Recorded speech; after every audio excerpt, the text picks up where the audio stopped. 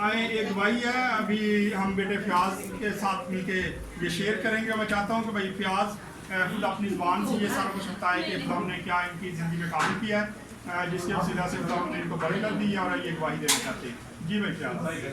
मेरी तरफ से सबको सलाम। मेरी ना बहन की शादी थी और हमारे पास कोई पैसे नहीं थे, घर वाले बहुत परेशान थे। मेरा मामू और मेरा खालू आया हमारे घर, कह रहे आप सबको एक बता दे दे, आपके पास कुछ नहीं है। लेकिन मैं अपने जो जॉब करता हूँ उधर गया, अपनी बाजी को कहा, उन्होंने सब कुछ हमें फिर हमने पैसे देने थे किसी के सूट पर, वो बहुत तंग कर। भाई साहब हमारे घर पूरी फैमिली आई, उन्होंने दुआ की तो वो भी खुदा ने हमारा काम किया। लेकिन आज ही लास्ट में 8 बजे का टाइम था, लेकिन वो पैसे 9 बजे वो दे गए।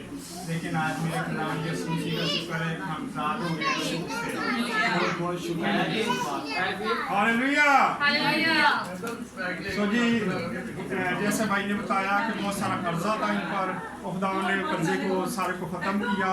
और ये खुदावंद जब आप दुआ करते हैं तो खुदावंद के रूप में झुकते हैं तो खुदा आपके सारे काम करता है। God bless you. खुदावंद आप सब दुआ करते हैं।